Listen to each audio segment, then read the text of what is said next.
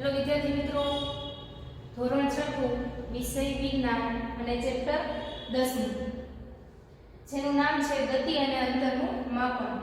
આગળના વિડિયોમાં આપણે ચેપ્ટર 9 કે સજીવો અને તેના વિશે, તેના આસપાસના વાતાવરણ વિશે, અનુકૂલન વિશે, એના વિશે માહિતી મેળવી.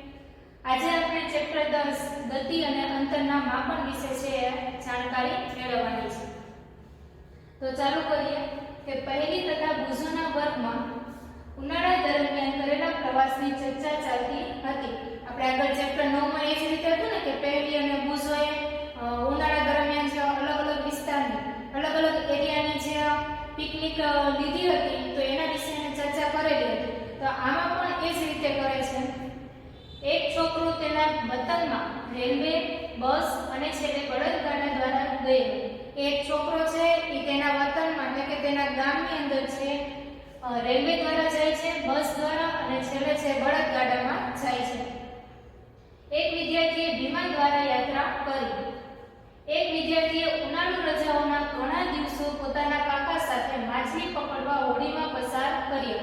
કે અલગ અલગ વિદ્યાર્થી છે એ અલગ અલગ જગ્યાએ અને અલગ અલગ સાધનમાં એટલે કે વાહનમાં છે જાય છે. કોઈ બસમાં જાય છે, તો કોઈ રેલવેમાં જાય છે, કોઈ બળદગાડામાં જાય છે, તો કોઈ હોડીમાં જાય છે. તેના પછી શિક્ષકે વિદ્યાર્થીઓને સમાચાર પત્રના એક લેખ વાંચવાનું કહ્યું જેમાં નાના પૈડાવાળા વાહનનું વર્ણન આપેલું હતું. કે પછી સ્કૂલે આવે છે એટલે શિક્ષક છે એ વિદ્યાર્થીને છે એ સમાચાર પત્રનો લેખ છે, આખી સ્ટોરી છે એ વાંચવાનું કહે છે કે જેમાં નાના પૈડાવાળા વાહનનું વર્ણન છે એ આપેલું હતું કે જે મંગળ ગ્રહની સપાટી ઉપર ચાલતું હતું. પ્રયોગો પણ કર્યા હતા. તે વાહનને મંગળ ગ્રહ સુધી લઈ જવાનું કાર્ય અંતરિક્ષયાન દ્વારા છે એ કરવામાં આવ્યું હતું. તે શિક્ષક છે આપણે સ્કૂલે આવીએ છીએ અત્યારે તો કોરોના છે એટલે આપણે કઈ સ્કૂલે આવતા નથી, ઘરે જ છે આપણે સ્ટડી કરીએ છીએ. પરંતુ જો આપણે સ્કૂલે આવ્યા હોય તો આપણે છે એ દિવાળી વેકેશન બાદ પહેલો દિવસ આવ્યો હોય તો આપણે તો એમાં થોડી ઘણી ચર્ચા કરીએ છીએ કે વેકેશનમાં ક્યાં ગયા, શું કર્યું, કઈ રીતે છે વેકેશન આખું માણ્યું આપણે, કે એન્જોય છે કઈ રીતે કર્યું. તો એવી જ રીતે છે અહીંયા પણ સ્ટુડન્ટ છે એ વિદ્યાર્થી અને શિક્ષક વચ્ચે છે ચર્ચા ચાલતી હોય છે. એમાં શિક્ષક છે સ્ટુડન્ટ્સને સ્ટોરી વાંચવાનું કહે છે. તો સ્ટોરી વાંચવાનું કહે છે એમાં મંગળ ગ્રહની સપાટી ઉપર એક વાહન આપણે જે કહીએ કે અવકાશયાન એના વિશે પ્રયોગ કર્યા હતા અને તે વાહનને મંગળ ગ્રહ સુધી લઈ જવાનું કાર્ય અંતરિક્ષયાન દ્વારા છે કરવામાં આવ્યું હતું. તો એક જગ્યાએથી બીજી જગ્યાએ આપણે જ્યારે જમીન માર્ગે જતા હોય બરોબર, તો જમીન માર્ગે જતા હોય છે ત્યારે રેલવે, બસ અને બળદગાડા બરોબર એના દ્વારા આપણે એક જગ્યાએથી બીજી જગ્યાએ જતા હોય છે. પછી જ્યારે હવાઈ માર્ગ હોય ત્યારે અવકાશયાન અથવા તો આપણે કહીએ તો હેલિકોપ્ટર દ્વારા, વિમાન દ્વારા જતા હોય છે. પરંતુ જ્યારે સાવ ગ્રહ ઉપર જવાનું હોય છે, જ્યારે અલગ અલગ ગ્રહ, મંગળ ગ્રહ કે બીજા કોઈ પણ ગ્રહ ઉપર આપણે જવું હોય ત્યારે આપણે શેનો યુઝ કરીએ છીએ? અવકાશયાન એટલે કે અંતરિક્ષયાનનો જે યુઝ છે આપણે કરીએ છીએ. તે દરમિયાન પહેલી પ્રાચીન ભારત વિશે વાર્તાઓ વાંચતી હતી. હવે એ જાણવા માંગે છે કે પ્રાચીન કાળમાં લોકો એક સ્થાનેથી બીજા સ્થાન સુધી કેવી રીતે યાત્રા કરે છે. કે પહેલી છે એક જગ્યાએથી બીજી જગ્યા સુધી આખો લેખ વાંચે છે તેમને ખબર પડે છે કે પ્રાચીન કાળ એટલે કે જૂના જમાનામાં લોકો છે એક જગ્યાએથી બીજી જગ્યાએ છે એ કેવી રીતે યાત્રા કરી જતા. હવે આપણે અહીંયા જોઈએ કે એક છોકરો છે એ રેલવેમાં જાય, બસમાં જાય, બળદગાડામાં જાય એવી રીતે યાત્રા કરે છે બરોબર. તો એમાં આપણે સ્પીડ જોઈએ બરોબર, એક જગ્યાએથી બીજી જગ્યાએ જવાની સ્પીડ આપણે જોઈએ તો રેલવે દ્વારા કે બસ દ્વારા કે બળદગાડા દ્વારા આપણે એક જ જગ્યાએથી બીજી, આપણે અહીંથી જામનગર જવું હોય બરોબર, તો રાજકોટથી જામનગર આપણે જવું હોય તો આપણે બસ દ્વારા જશું તો વધારે વાર લાગશે કે પછી ટ્રેન દ્વારા જશું તો વધારે વાર લાગે કે બળદગાડા દ્વારા જતા વધારે વાર લાગે? તો કોમન છે કે આપણે બળદગાડામાં જઈએ તો વધારે વાર લાગે બરોબર. અંતર કેવું છે? રાજકોટથી જામનગરનું અંતર કેવું છે? સરખું છે બરોબર. પરંતુ એને જે વાહનમાં આપણે જાય છે એ વાહન અલગ અલગ છે. તો વાહનમાં જે સમય લાગે છે એ બળદગાડામાં વધારે સમય લાગે છે. પછી એથી વધારે લાગતું હોય તો બસમાં અને ટ્રેનમાં છે આપણે ઝડપથી પહોંચી જાય છે. તો એ જ રીતે છે પ્રાચીન કાળમાં, અત્યારે તો આ બધી સગવડ આપણે થઈ ગઈ કે રેલવે, બસ ને એવી બધી સગવડ થઈ ગઈ છે બરોબર. પછી પહેલાના જમાનામાં આપણે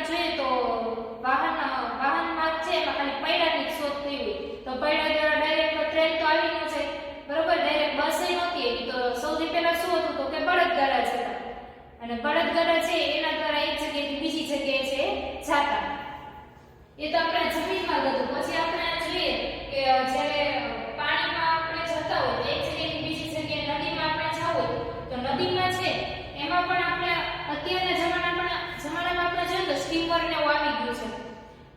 મોટી બધી જે વહાણ ને એવું બધું આવી ગયું છે. પેલા શેમાં હતું? હોડીમાં જતા, કે હોડીમાં છે જે હોડી ચલાવનાર હોય એની પાસે એક લાકડાનું જે હોડી ચલાવવાનું હોય એના દ્વારા છે એ હોડી ચલાવીને આગળ જતા.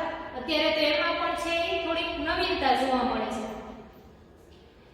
કે પહેલી છે એ ભારત વિશે છે પ્રાચીન વાર્તા બધી સાંભળે છે અને જોવે છે કે પ્રાચીન કાળમાં લોકો એક જગ્યાએથી બીજી જગ્યાએ સ્થળમાં યાત્રા છે એ કેવી રીતે કરતા.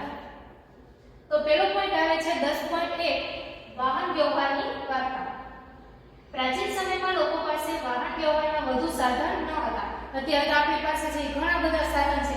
અત્યારે એક ઘરની અંદર આપણે ઘણા બધા સાધન, બાઇક હોય, પછી કોઈ એક્ટિવા હોય, કા પછી 4 વ્હીલ હોય. એક ઘરની અંદર 3 થી 4 સાધન, જેટલા મેમ્બર છે એટલા સાધન છે એ આપણને જોવા મળે છે અત્યારે. પરંતુ પહેલાના જમાનામાં શું હતું તો કે વાહન વ્યવહાર પાસે પૂરતા સાધન હતા નહીં. એક ગામથી બીજા ગામમાં જવા માટે પણ પૂરતા સાધન નહોતા. તેઓ ચાલીને યાત્રા કરતા હતા તથા તેઓનો સામાન પોતાની પીઠ પર મૂકીને લઈ જતા. કેવી રીતે જતા તો કે કા ચાલીને જતા અને કા પછી જે પોતાનો સામાન હોય છે જ્યારે ચાલીને જતા હોય તો પોતાનો જેટલો સામાન હોય પોતાના પીઠ ઉપર છે ટીંગાડ, કે કેમ આપણે થેલો બેગ લઈને ટીંગાડીને આપણે ચાલીએ જતા હોય એવી રીતે. પછીથી તેમણે પ્રાણીઓને પણ પરિવહન માટે ઉપયોગમાં લેવાનું શરૂ કર્યું. પહેલા ચાલી જતા, પછી ધીમે ધીમે છે એ પ્રાણીઓનો યુઝ કરવા માંડ્યો. કે પ્રાણીઓના આધારે છે એ પોતે પરિવહન માટે એટલે કે એક જગ્યાએથી બીજી જગ્યાએ જવા માટે પ્રાણીઓનો પણ યુઝ કરવા માંડ્યો. કે બળદને કોઈ ગધેડા આપણને ખબર છે ને, ગધેડા માલ સામાન ખેંચવા માટે છે મજબૂત પ્રાણી કહેવાય ગધેડા. એના ઉપર ગમે એટલો આપણે ભાર મૂકીએ તો એ સહન કરી ચાલ્યું જાય. આપણે પેલા નાના ધોરણમાં આપણે ભણતા ત્યારે આપણે વાર્તા આવતી ગધેડાની પીઠ ઉપર છે સામાન મૂકેલી હોય. તો એ ગધેડા, બળદ એવી રીતે છે એ પરિવહનના સાધનો દ્વારા છે વાહન વ્યવહાર છે શરૂઆત કરી. પ્રાચીન સમયમાં એટલે કે જૂના જમાનામાં જળમાર્ગમાં અવરજવર માટે હોડીનો ઉપયોગ કરવામાં આવતો હતો. કે પહેલાના સમયમાં જ્યારે જળમાર્ગમાં એટલે કે જ્યારે નદીમાં એક જગ્યાએથી બીજી જગ્યાએ જવું હોય બરોબર, ત્યારે અવરજવર માટે કે આવવા જવા માટે છે હોડીનો ઉપયોગ છે કરવામાં આવતો. શરૂઆતમાં લાકડાના ટુકડામાં એક ખાડો એટલે કે પોલાણ કે વચ્ચે છે એ થોડુંક અંદર ઊંડો ખાડા જેવું કરી નાખે અને પછી બનાવીને હોડી બનાવવામાં આવતી. કે ખાડો લાકડા ઉપર છે એવી રીતે ખાડો જેવું કરીને પોલાણ બનાવીને એવો આકાર આપી અને પછી એની છે એ હોડી બનાવવામાં આવતી. ત્યારબાદ લોકોએ લાકડાના ટુકડા એકબીજા સાથે જોડીને હોડી બનાવવાનું શીખી લીધું. કે પહેલાના જમાનામાં અત્યારે કેવી હોડી છે બરોબર, અત્યારે મોટી હોડી ને મોટા આપણે રિસોર્ટમાં દરિયા કિનારે જાય તેમાં સ્ટીમર ને એ બધું મોટી હોય છે. 2-3 માળની હોય છે ને આપણે જો ન જોયું આપણે ટીવીમાં જોતા હોય છે ઘણી વખત કે 2-3 માળની છે હોડી છે સ્ટીમર છે બનાવવામાં આવેલી હોય છે. કે એની અંદર એ બધું જોવા મળે છે કે તમે ટીવી, ફ્રીજ બધું છે એ સ્ટીમરની અંદર છે જોવા મળે. પણ એ અત્યારનો જમાનો છે, પરંતુ પહેલાના જમાનામાં તો એવું કંઈ હતું નહીં. કે એકબીજા સાથે છે એ લાકડાના ટુકડા જોડીને પછી હોડી બનાવવાનું ચાલુ કરી દીધું. કે આ હોડી પાણીમાં રહેનારા પ્રાણીઓના આકાર જેવી છે રાખવામાં આવતી. કે આપણને ખબર છે કે માછલીનો આકાર કેવો છે? ધારા રહે. આપણે છે આગળના ચેપ્ટરમાં છે ચેપ્ટર 8 અને 9 માં માછલીના ધારા રેખીય આકાર વિશે વાત કરેલી ત્યારે આપણે કીધું હતું કે એનો આકાર એટલે હોડીના આકાર જેવો આકાર એનો થાય છે. કે પ્રકરણ 8 તેમજ 9 માં માછલીના ધારા રેખીય એટલે કે હોડી જેવા આકારની આકૃતિને યાદ કરો. એની જે આકૃતિ છે એને આપણે એકવાર છે રિપીટ કરી લેવાની.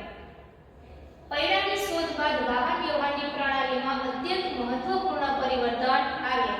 ધીમે ધીમે છે જમીન માર્ગમાં પૈડાની શોધ છે થતી ગઈ. પૈડાની શોધ થઈ એટલે વાહન વ્યવહારની અંદર છે મહત્વપૂર્ણ પરિવર્તન આવ્યા. પરિવર્તન એટલે કે કંઈક ટૂંકમાં નવીન કંઈક ફેરફાર આવ્યો. કે ફેરફાર છે આવવા લાગ્યા. પાછલા કેટલાક વર્ષોમાં પૈડાની રચનામાં સુધારો કરવામાં આવ્યો. પૈડાથી ચાલતા વાહનોને ખેંચવા માટે પશુઓનો ઉપયોગ કરવામાં આવતો હતો. કે પૈડાની શોધ થઈ બરોબર, પરંતુ પૈડા ખેંચવાના કેવી રીતે? પૈડા ખેંચીને કંઈક વાહન તો બનાવવું તો પૈડાને ખેંચવા માટે પણ પશુઓનો છે એ ઉપયોગ કરવામાં આવતો. એટલે એના આધારે શું આપણને વાહન મળી જાય છે તો કે બળદગાડા જેવા વાહન છે એ પહેલાના જમાનામાં છે તૈયાર કર્યા. તો સૌપ્રથમ છે એ પૈડાની શોધ થઈ, બરોબર. પછી ધીમે ધીમે છે એને પૈડાને ખેંચવા માટે છે એ પશુઓનો આધાર લેવામાં આવ્યો. 19મી સદીની શરૂઆત સુધી વ્યક્તિઓ એક સ્થાનેથી બીજા સ્થાન સુધી પરિવહન માટે પશુઓ, ઘોડી અને જહાજોનો ઉપયોગ કરતા હતા.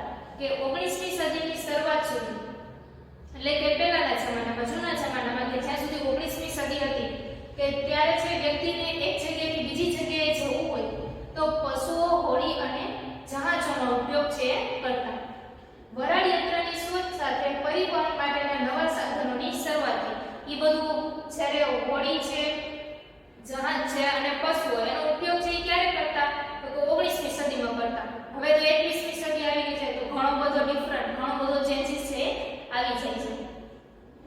અને હવે છે ઇલેક્ટ્રિક સાધન, ઇલેક્ટ્રિક વસ્તુ છે એનો પણ યુઝ છે વધતો ગયો છે. પહેલાના જમાનામાં ઇલેક્ટ્રિક વસ્તુનો યુઝ નહોતો થતો, હવે ઇલેક્ટ્રિક વસ્તુનો પણ યુઝ થતો જાય છે.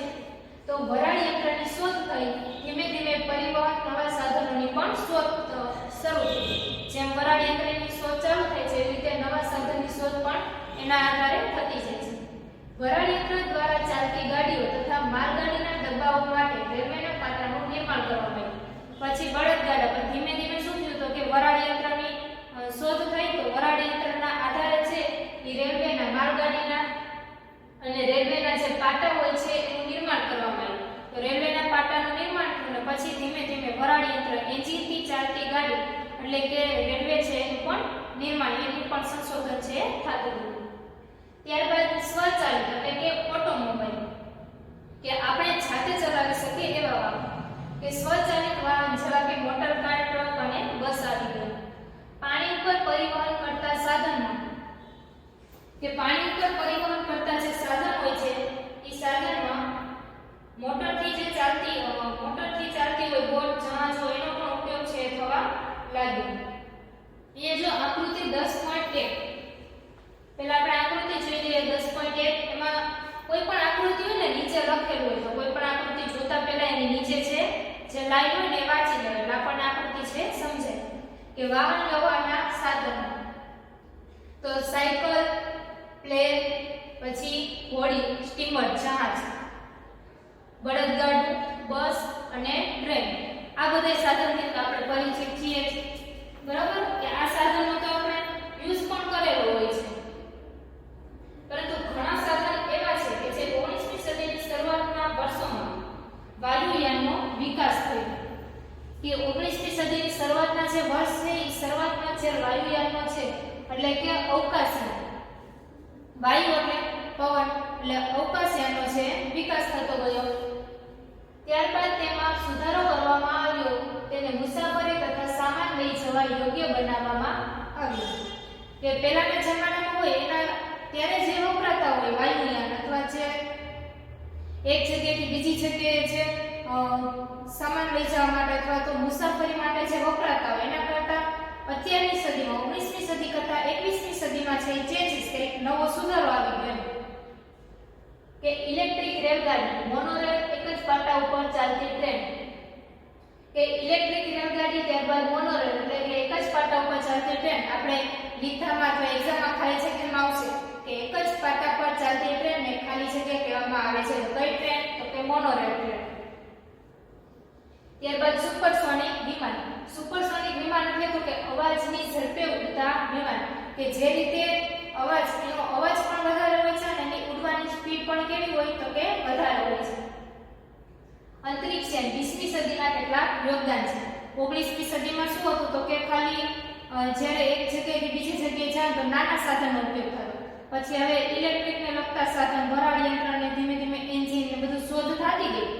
એટલે ત્યારબાદ છે ઇલેક્ટ્રિક રેલગાડી, મોનોરેલ, સુપરસોનિક વિમાન અને અંતરિક્ષયાન એ બધા શોધાતા ગયા. એટલે એ બધા પહેલા તો કે 20મી સદીના યોગદાન, એટલે કે 20મી સદીમાં આપણને આ બધી વસ્તુ છે પ્રાપ્ત, બધી વસ્તુ છે મળેલી છે.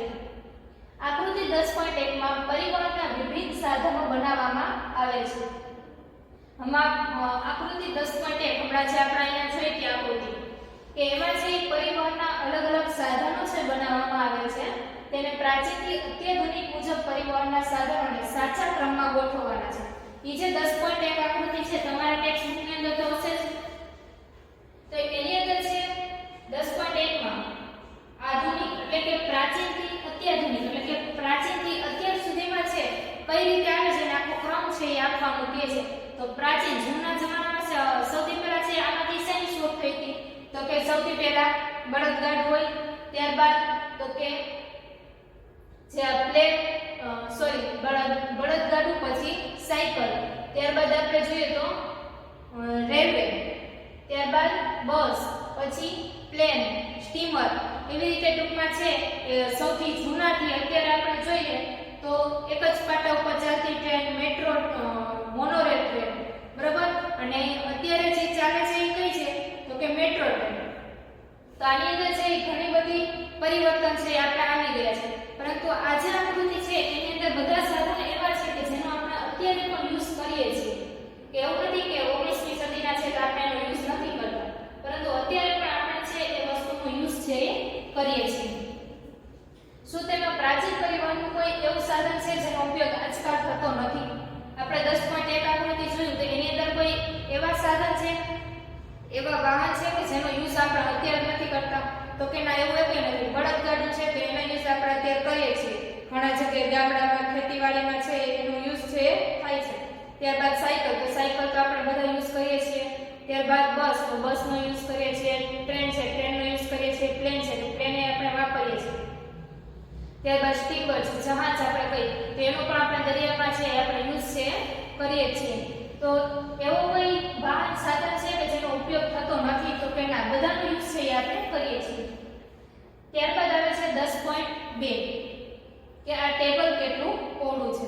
આપણે 10.1 છે આખું વાહન વ્યવહારને લગતું જોયું કે એક જગ્યાએથી બીજી જગ્યાએ જવા માટે ટૂંકમાં આપણે જોઈએ ને તો કોના દ્વારા, કયા સાધન દ્વારા છે ને તો આપણે ઝડપથી પહોંચી જઈએ એવું કહેવા માંગે છે. પછી બળદગાડા દ્વારા, સાયકલ દ્વારા કે રિક્ષા દ્વારા કે પછી બસ કે ટ્રેન દ્વારા, કે કયા સાધન દ્વારા આપણે એક જગ્યાએથી બીજી જગ્યાએ જઈએ તો ઝડપથી પહોંચી જઈએ. હવે 10.2 કે આ ટેબલ કેટલું પહોળું છે. લોકો કેવી રીતે જાણકારી પ્રાપ્ત કરતા હતા કે કેટલું ચાલે? કે આપણે એક જગ્યાએથી બીજી જગ્યાએ આપણે જવું હોય તો આપણે એ જોયું કે સાધન દ્વારા છે એક જગ્યાએથી બીજી જગ્યાએ છે જઈ શકે છે. પરંતુ જાણકારી પ્રાપ્ત કઈ રીતે કરતા કે કેટલું ચાલ્યા? અત્યારે આપણે એક જગ્યાએથી બીજી જગ્યાએ, અહીંથી રાજકોટથી જામનગર જવું હોય તો આપણે બસમાં છે, ટ્રેનમાં છે, અત્યારે છે આપણે જોયું તો રોડ ઉપર સાઈડમાં છે નાના થાંભલા હોય, વ્હાઈટ કલરના થાંભલા હોય નાના, અને એમાં છે બ્લેક કલરથી લખેલું હોય કે આટલા કિલોમીટર અથવા આટલા મીટર એ રીતે. પરંતુ પહેલાના જમાનામાં તો એવું કંઈ હતું નહીં. તો પહેલાના જમાનામાં છે એક તો બસમાં ને એવી રીતે ન પણ જતા અને ચાલીને જતા, બરોબર. તો ચાલી જતો હોય એને કેવી રીતે ખબર પડે કે કેટલું અંતર છે એ કાપેલું છે, બરોબર. તો તમે એ કેવી રીતે જાણકારી મેળવશો કે તમારી શાળા સુધીનું અંતર તમે ચાલીને જઈ શકશો કે પછી રિક્ષામાં કે પછી બસમાં, એવી રીતે કે એક જગ્યાએથી બીજી જગ્યાએ આપણે જવું હોય, બરોબર. તો આપણને કેવી રીતે ખબર પડે કે અહીંયાથી આપણે ચાલીને જશું કે બસમાં કે રિક્ષામાં કે ટ્રેનમાં? કે શાળા સુધી પહોંચવા માટે તમારે બસ અથવા તો રિક્ષાની જરૂર પડશે. અત્યારે તો સાધન આવી ગયા એટલે આપણે ચાલીને ક્યાંય જતા નથી, એટલે અંતરની કંઈ ખબર પડે નહીં આપણને. પણ શું તમારે કંઈ ખરીદવું હોય ત્યારે બજાર સુધી ચાલીને જવું સંભવ હોય છે?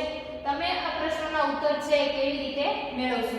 કે આપણે એક જગ્યાએથી બીજી જગ્યાએ જવું હોય તો પહેલા આપણે ચાલીને જતા, પરંતુ હવે છે અલગ અલગ સાધન, અલગ અલગ વાહન વ્યવહારની શોધ થઈ. તો હવે એક જગ્યાએથી બીજી જગ્યાએ જવું એટલે આપણે શું કરીએ તો કે સાધન છે ઘરે પડ્યું હોય, સાધન લઈને ટાઈમ હોય તો આપણે એકલા જવાનું હોય તો સાયકલ લઈને જતા હોય છે ઘણી વખત. પણ આપણને કઈ રીતે ખબર પડે કે એક જગ્યાએથી બીજી જગ્યાએ છે આપણે શેના દ્વારા જવું? તમારે અહીંથી સ્કૂલે આવવું હોય, સ્કૂલથી તમારા ઘરનું અંતર જોવું હોય તો તમને કેમ ખબર પડશે કે મારે ચાલીને જવું કે રિક્ષામાં જવું કે બસ કરાવવી? તો તમે પહેલે દિવસે તમે જ્યારે એડમિશન લેવા આવો ત્યારે તમે જોઈ લો ને કે સ્કૂલથી ઘર છે કેટલી દૂર છે. જો નજીકમાં જોઈએ તો આપણે ચાલીને પણ આવતા રહીએ, કાં પછી થોડેક દૂર હોય તો આપણે છે રિક્ષા લઈને આવીએ. આપણે રિક્ષા તો બંધાવી આપણે તરત લઈએ, અને કાં પછી વધારે દૂર હોય અહીંથી કોઠારિયા સુધીનો વિસ્તાર હોય તો વધારે દૂર લાગતો હોય તો આપણે શું કરીએ, બસ બસ છે બંધાવી દઈએ છીએ.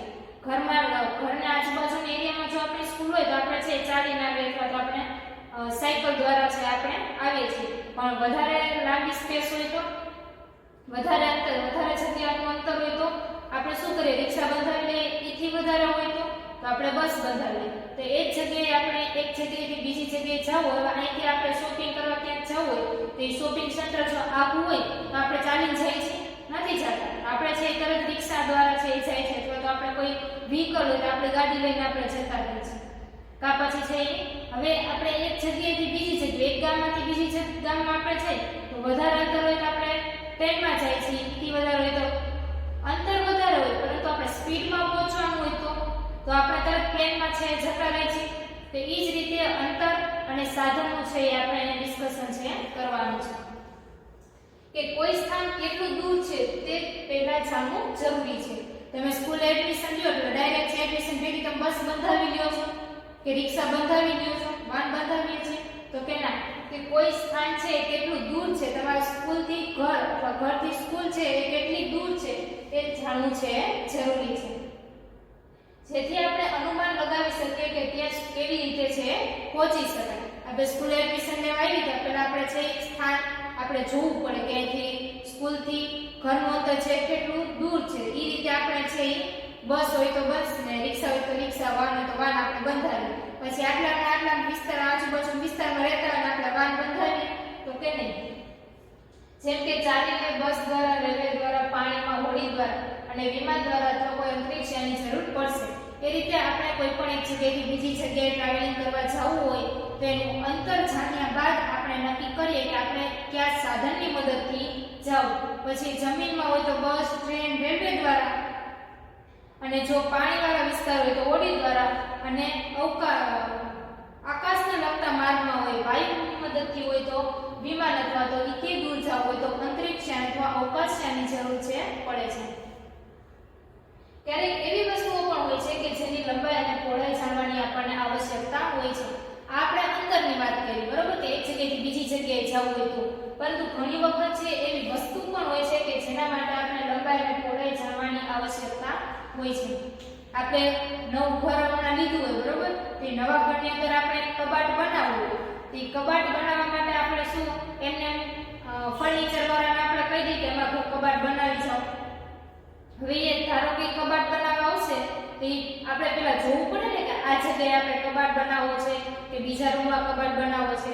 પછી આપણે ફર્નિચર વાળાને બોલાવીએ, પછી ફર્નિચર વાળાને બોલાવશું એટલે એ છે એ કબાટનું આખું માપ લે છે કે આટલી લંબાઈ, આટલો પહોળાઈ, આટલો વિસ્તાર છે રોકાયેલો છે.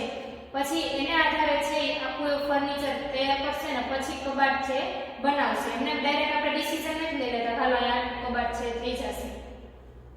એટલે ઘણી વસ્તુ એવી હોય છે કે લંબાઈ અને પહોળાઈની આવશ્યકતા એટલે કે એ જાણવું છે જરૂરી છે. પહેલી તથા ભૂસોના વર્ગમાં મોટી મોટી પાટલીઓ છે, પાટલી એટલે કે બેન્ચીસ, જેની ઉપર બે વિદ્યાર્થીઓ બેસે છે. પહેલી તથા ભૂસો એક સાથે એક પાટલી ઉપર બેસે છે. હવે ક્લાસ હોય તો ક્લાસની અંદર બેન્ચીસ છે એ રહેલી હોય, બરોબર, તેમાં પહેલી અને ભૂસો છે એ એક જ બેન્ચીસ ઉપર છે બેઠા હોય છે. હવે મોટે ભાગે તેઓમાં એ વાતને લઈને ઝઘડો થાય છે કે તેનો સાથીદાર પાટલીના વધારે ભાગનો ઉપયોગ કરે છે. હવે આપણે જોઈએ આપણને કોઈ ફ્રેન્ડ હોય આપણે, બરોબર, તે એક જ બેન્ચીસમાં આપણને પાછો ફ્રેન્ડ સાથે બેસવાનો શોખ એટલો હોય તો એક જ બેન્ચીસમાં આપણે બેઠા હોય. પછી 2-3 દિવસ થાય ને એટલે તરત આપણે ફરિયાદ કરીએ ટીચર કે મેડમ આ છે એ વધારે જગ્યા રોકે છે કે આ બેગ અહીંયા રાખે છે તો વોટર બેગ અહીંયા રાખે છે. તો એ જ રીતે પહેલી અને બુઝોમાં એ જ રીતે થાય છે કે એ વાતને લઈને ઝઘડો થાય છે કે સાથીદાર પાટલીના વધારે ભાગનો ઉપયોગ કરે છે. આપણે એમ જ કહીએ ને બેન્ચીસ ઉપર બેગ રાખ્યું હોય, આપણે નીચે રાખ્યું હોય, બાજુવાળા બેન્ચીસ ઉપર રાખ્યું, તરત આપણે એમ કહીએ કે એ તો બેન્ચીસ ઉપર રાખે, આપણે નીચે રાખીએ, એ બેન્ચીસ ઉપર રાખે એનો ભાગ વધારે થાય. તો શિક્ષકના સૂચનને અમલ કરીને તેઓએ પાટલીની લંબાઈ માપવાનું નક્કી કરે છે. એટલે શિક્ષક છે એ તરત એને કહે છે કે પાટલીની લંબાઈ, બેન્ચીસની જે લંબાઈ છે માપી લેવાની. કે પાટલીની ઠીક મધ્યમાં એક ચિહ્ન બનાવ્યું તથા પાટલી ઉપર નિશાની એટલે કે રેખા બનાવીને બરાબર 2 ભાગમાં રહે છે. કે શિક્ષક એના જે ટીચર્સ હોય છે ટીચર છે એમ કહે છે કે બેન્ચીસની લંબાઈ છે એ માપી લેવાની. બેન્ચીસની લંબાઈ માપીને તેને બરોબર વચ્ચેથી બે ભાગ કરવાનો અને અહીંયા છે એ નિશાન કરવાનું. પહેલી અને બુઝો બંને પોતાના મિત્રો સાથે ગીલી દંડા રમવાના શોખીન છે.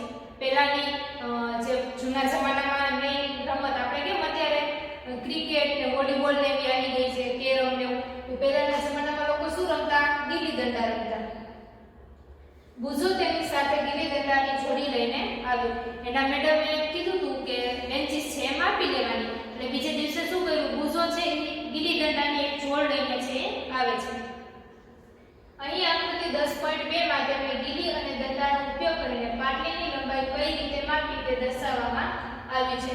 આકૃતિ 10.2 તમારા ટેક્સ્ટ બુકની અંદર આકૃતિ 10.2 છે એ બતાવેલી છે. આકૃતિ 10.2 જોવો જોઈએ.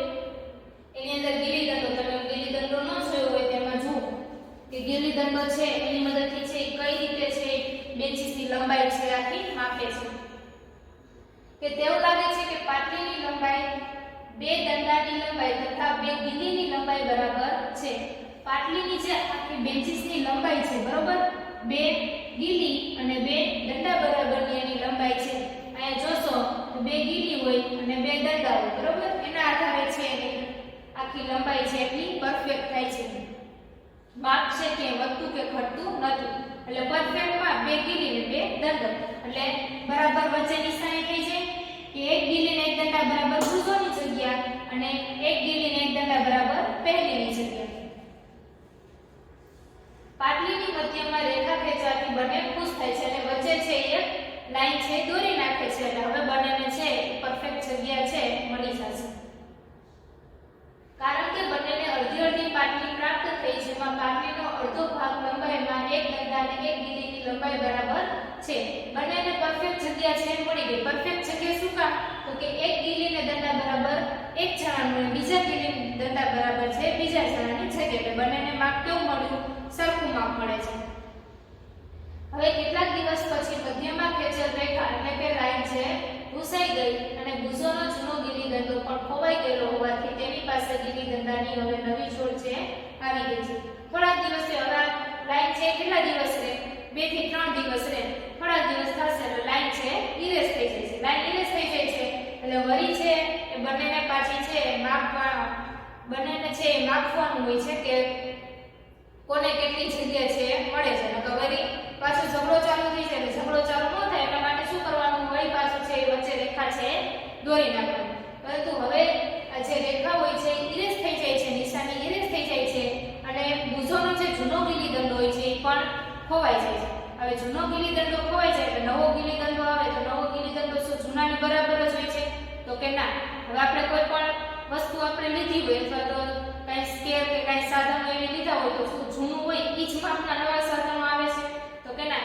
સાધન છે એની લંબાઈ અથવા તો પહોળાઈની અંદર છે એ કંઈક ચેન્જીસ છે જોવા મળે છે. તો બુઝોને પણ એમ જ છે જે જૂનો ગીલી દંડો હોય છે ખોવાઈ ગયો હોય છે તેની જગ્યાએ છે એ નવો ગીલી દંડો છે લઈને આવે છે. અહીંયા 10.2 ગીલી તથા દંડાની મદદથી પાટલીની લંબાઈ છે માપવી. હવે એની નીચેની આકૃતિમાં જો તો નીચેની આકૃતિમાં છે એ ગીલી અને દંડાની મદદથી માપે છે ત્યારે એની જે ગીલી હોય છે અને દંડો હોય છે એની પહેલાની આકૃતિમાં શું હતું? બંને ગીલી અને દંડો, એક ગીલી દંડો બરાબર બીજું ગીલી દંડો એવી રીતે જગ્યા છે એની ખાધી હતી. હવે આની અંદર છે થોડીક સ્પેસ છે વધારે છે. આપણે જોઈએ કે નવા ગીલી દંડોનો ઉપયોગ કરીને પાટલીની લંબાઈ છે માપે છે બરોબર. હવે આકૃતિ 10.3 10.2 ની અંદર શું હતું? જૂનો ગીલી દંડો હતો. હવે 10.3 ની અંદર છે નવો ગીલી દંડોનો યુઝ કરીને છે એ પાછી બેન્ચીસની લંબાઈ છે માપે છે. જુઓ, જ્યારે નવા ગીલી દંડાની જોડ વડે માપવામાં આવે છે ત્યારે પાટલીની લંબાઈ બે દંડા તથા એક ગીલી અને થોડીક જ વધારાની જગ્યા બચી હોય તેવું દેખાય છે.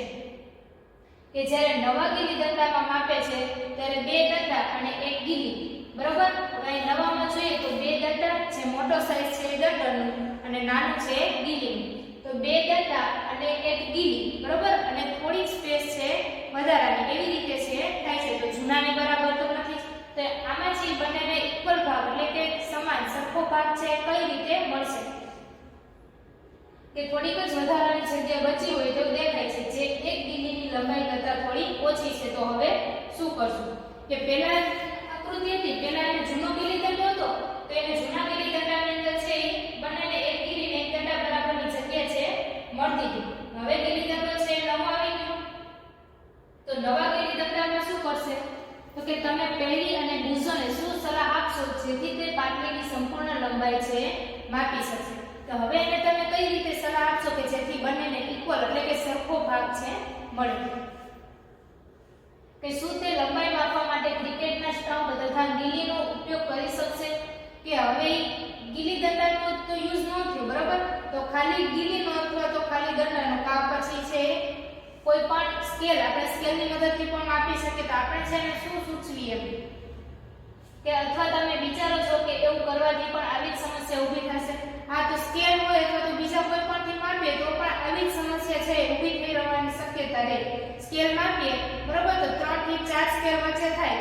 એક સ્કેલની મદદથી આપણે બેચીસ માપીએ ઘણી વખત તો શું થાય 3 થી 4 સ્કેલ બરાબર એક બેચ થાય તો આપણને પરફેક્ટ માપ લેવાની ખબર ના પડે. તો આવી સમસ્યા છે વારંવાર ઊભી થવાની શક્યતા રહે.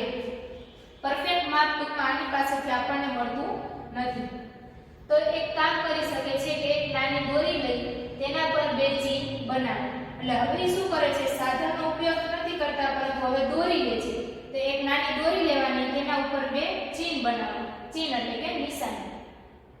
આ દોરીની લંબાઈ હશે જે આ દોરીની મદદથી પાટલીની લંબાઈ છે માપી શકશે. કે હવે આ દોરીની મદદથી પાટલીની લંબાઈ માપવાની. આકૃતિ 10.4 આકૃતિ 10.4 તમારા ટેક્સ્ટ બુકમાં જુઓ કે આ દોરીનો ઉપયોગ છે એ દોરીથી નાની લંબાઈનું અંતર માપવા માટે કઈ રીતે કરશે. તે દોરીને વાળીને અડધો ભાગ અથવા તો ચોથો ભાગ અથવા આઠમો ભાગ છે એ બનાવી શકે છે. એક દોરી હોય બરોબર એમાંથી ચોથો અડધો ભાગ ચોથો ભાગ આઠમો ભાગ છે આપણે બનાવી શકીએ. એક આખી દોરી હોય એને તમે બેવડી વાળી દો એટલે શું થાય એનો અડધો ભાગ થઈ જાય બરોબર. પછી એમાંથી પાછો અડધો કરી નાખો એટલે શું થઈ જાય ચોથો ભાગ. પછી એનો અડધો કરી નાખો એટલે શું થઈ જાય આઠમો ભાગ. હવે કદાચ પહેલી અને બુઝો પાટલીની ચોક્કસ લંબાઈ દોરીની મદદથી છે માપી શકશે. કે હવે પહેલી અને બુઝો છે એ પાટલીની લંબાઈ છે એ દોરીની મદદથી માપશે. આપણે જોઈએ કોઈ એક કાગળ હોય બરોબર. હવે આ કાગળ છે બરોબર અથવા તો ધારો કે આને સપોઝ કે દોરી સમજીએ બરોબર. હવે એક દોરી છે બરોબર. હવે એક દોરી છે એનો આપણે અડધો ભાગ કરવો હોય તો અડધો એટલે 1/3 મેથ્સમાં આવી જાય છે. અડધો ભાગ કરવો એટલે આપણે શું કરીએ આવી રીતે આમ વાળી દઈએ. આખો આવી રીતે આમ હોય હવે આપણે અડધો ભાગ કરીએ એટલે શું થાય આ ભાગ અડધો થઈ ગયો એટલે આ સાઈડનો ભાગ કેટલો અડધો આ સાઈડનો ભાગ અડધો. એવી રીતે આપણે છે આવી રીતે આમ ભાગ નાખીએ પાછો એટલે શું થઈ જાય ચોથો ભાગ છે એ થઈ જાય. પાછો ભાગ નાખે એટલે શું થઈ જાય આઠમો ભાગ થઈ જાય. તો એ રીતે દોરીમાંથી છે બીજો ભાગ ચોથો આઠમો ટૂંકમાં ગમે એટલો નાનો ભાગ છે થઈ શકે છે. એટલે હવે ચોક્કસ લંબાઈ છે એ દોરીની મદદથી માપી શકાશે. તમે કહેશો કે તે તેના કંપાસ બોક્સમાં રહેલી ફૂટપટ્ટીનો ઉપયોગ કરીને પણ તેઓ તેની સમસ્યા છે એ હલ કરી શકે છે. તો આપણે સ્કેલની મદદથી પણ આ સમસ્યા છે એ હલ કરી શકીએ છીએ. કે વાસ્તવમાં આવું કરવું જોઈએ. બુઝોએ વાંચ્યું હતું કે જ્યારે આવા માપનમાં ચોક્કસ સાધનો ન હતા ત્યારે લોકો છે એ કેવી રીતે અંતર કાપતા. કે અત્યારે આપણી પાસે સ્કેલ ને અલગ અલગ સાધન છે એ આવી ગયા છે પરંતુ પહેલા આવા સાધન નહોતા તો લોકો છે કઈ રીતે માપતા. જો આ આકૃતિ 10.4 આકૃતિ 10.4 માં દોરીની લંબાઈથી પાટલીની લંબાઈ છે માપવી.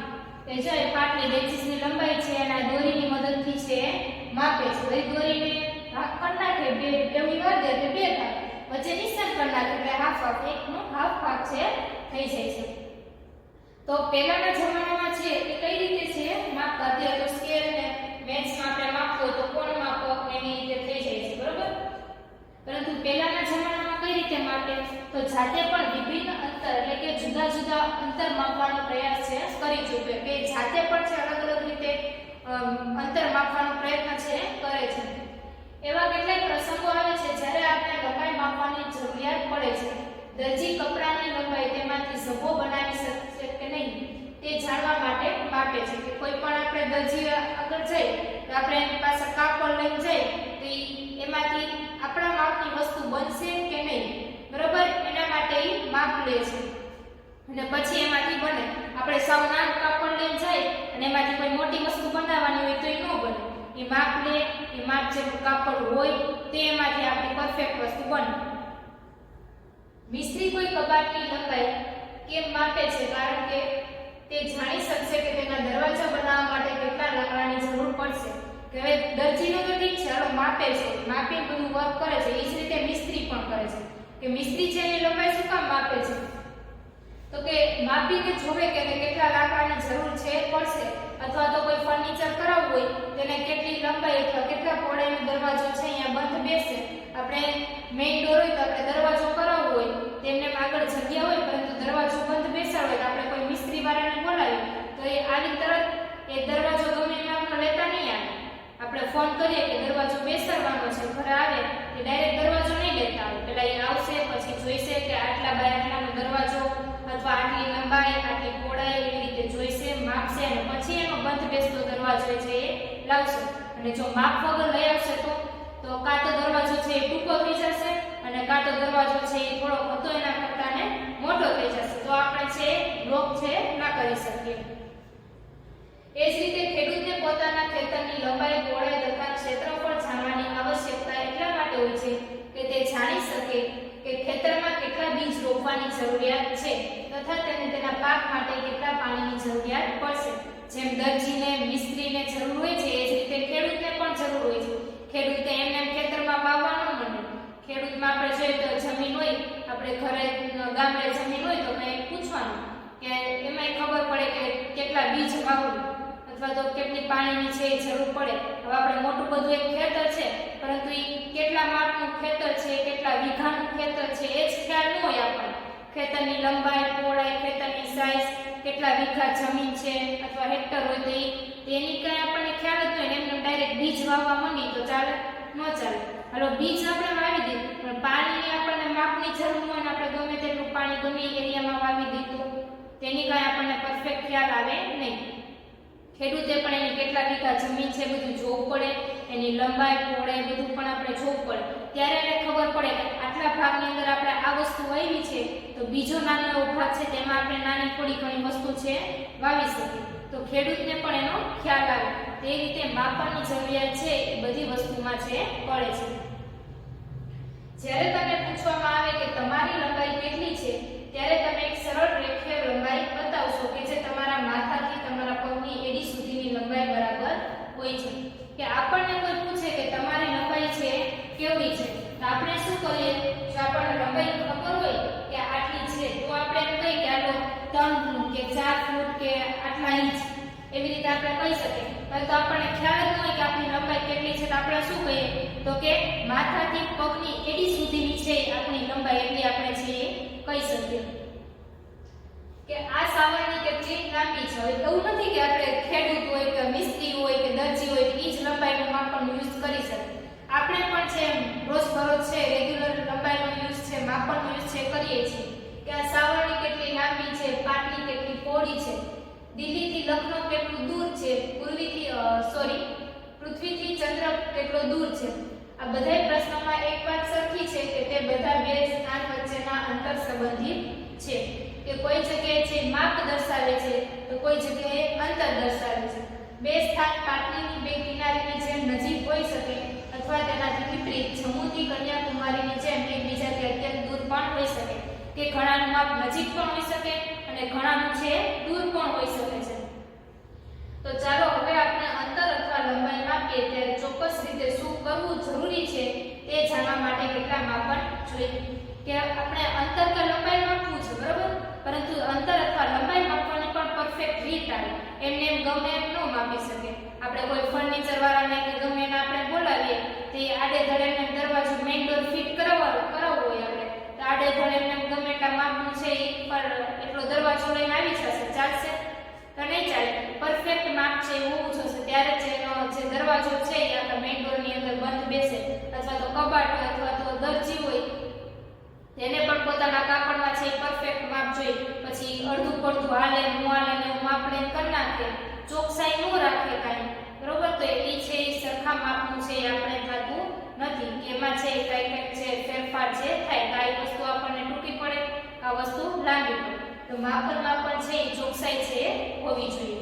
હવે આપણે 10.3 છે આગળના વિડીયોમાં છે એ લેક્ચર આપણે